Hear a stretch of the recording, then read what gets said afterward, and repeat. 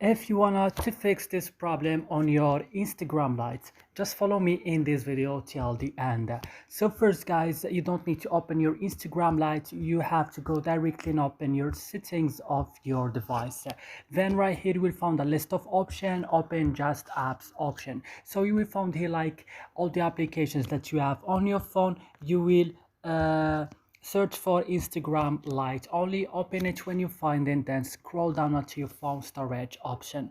So click on clear cache. As you see here in the bottom of the screen, I used it before, that's why I can't click on it right now. And then what you should do, you have to go back and click on force stop and click OK.